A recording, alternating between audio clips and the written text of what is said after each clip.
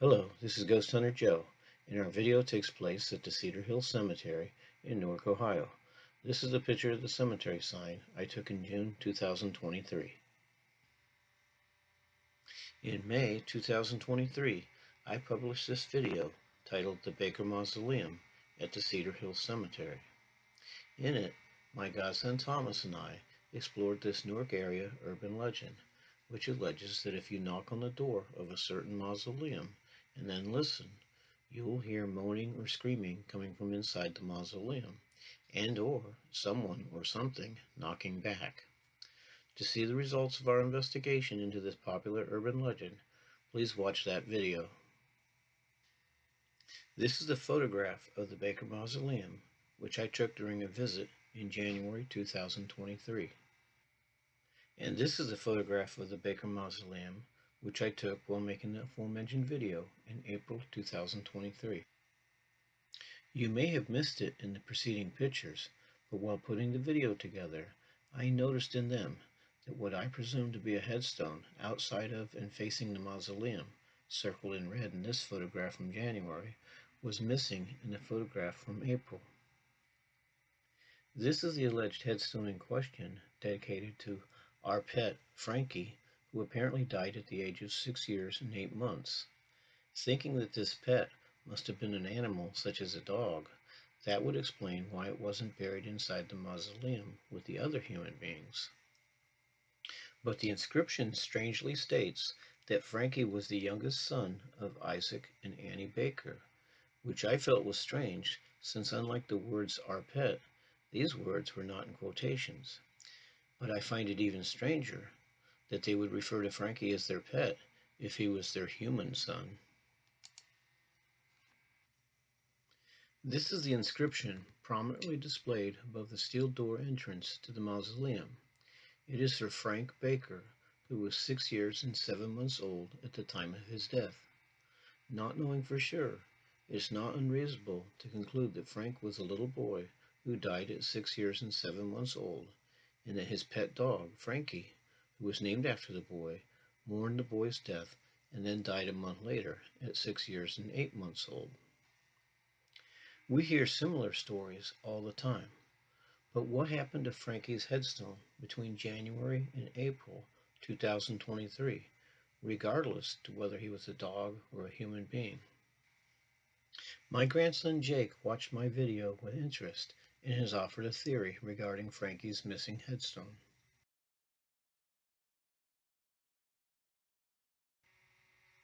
Jake pointed out that this photograph from April shows an additional inscription with a wreath above Frank Baker's name above the mausoleum entrance, circled in red, which was not in the photograph from January.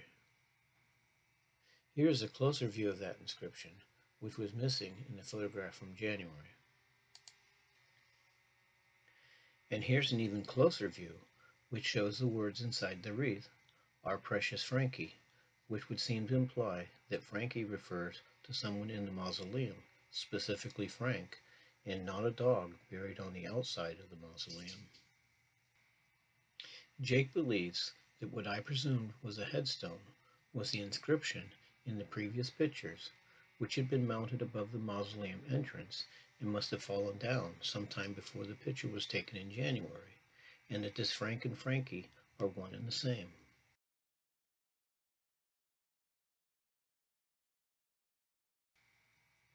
And due to the angles which these pictures were taken, it is hard to tell their size and shape, and whether they could be different sides to the same inscription. But why would the one on the left be mounted against the front of the mausoleum above its entrance so that no one could read it? So is the mystery of the missing Frankie headstone and whether or not Frank and Frankie are one and the same solved? The only thing that would suggest that Frank and Frankie were different entities is whether he was 6 years and 7 months or 6 years and 8 months old when he passed. The explanation could be as simple as an engraving mistake. It might explain why the inscription would be mounted against the mausoleum so that no one could read it. In fact, no one may have ever read it had it not fallen off and I had not snapped a picture of it back in January, and then published a video featuring it in May. We may never know with 100% absolute certainty, but as far as I'm concerned, the mystery is solved. A quick walk around of the mausoleum shows that there are 8 names associated with the mausoleum, but only 7 of these indicate dates of death, which would seem to imply that the 8th, our dear son William, was not actually interred there.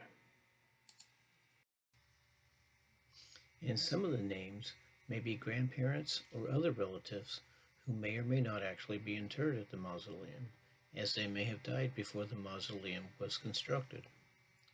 Are the markers bearing their names just memorials to them, or were their bodies relocated to the mausoleum after their deaths and initial burials elsewhere? Okay, this is the Baker Mausoleum at the Cedar Hill Cemetery in Newark, Ohio. Let's take a look.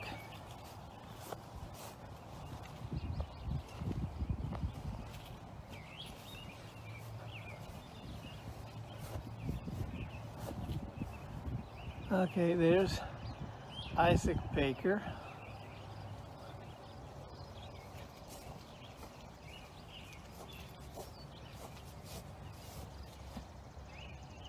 Charles Dickinson Baker. Mary Baxter Rowe.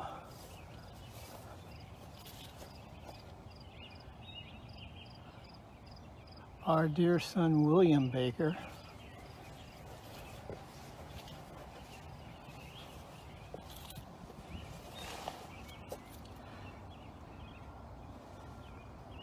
Hard to see because the sun's in my eye.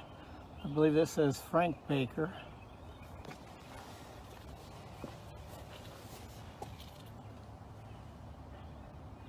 Annie Baker.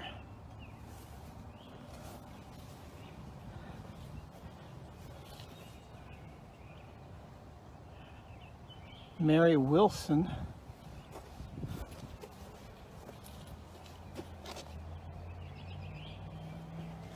This one's a little hard to read.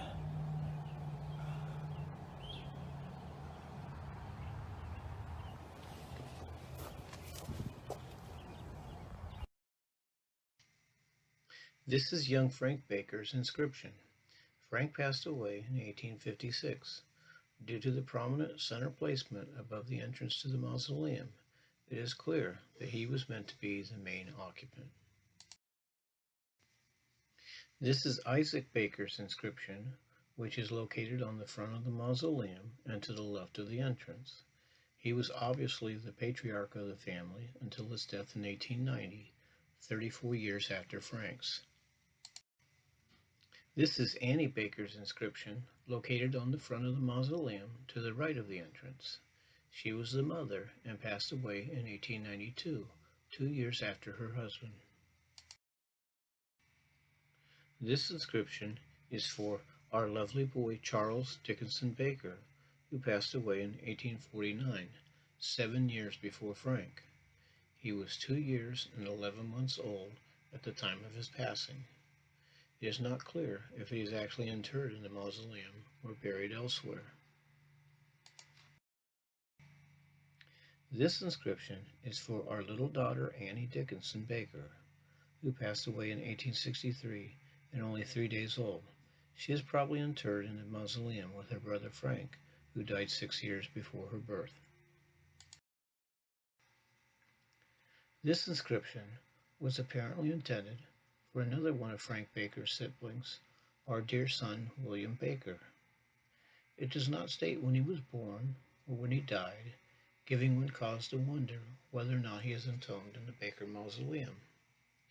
He may be the only Baker offspring to have outlived his parents, and who knows, he may be the one who allegedly moans or knocks back when one knocks on the mausoleum door, according to the popular urban legend.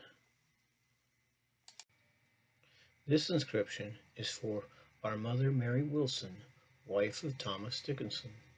She was probably Annie Baker's mother, since she died in 1834, 22 years before Frank.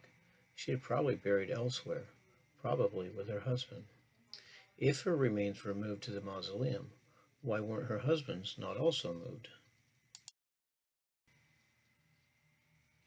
This is the inscription for Mary Baxter Rowe, who passed away in 1887. It is not clear how she was related to the Bakers. I initially wondered if she could have been Isaac Baker's mother, but that's not possible as she was born 5 years after him.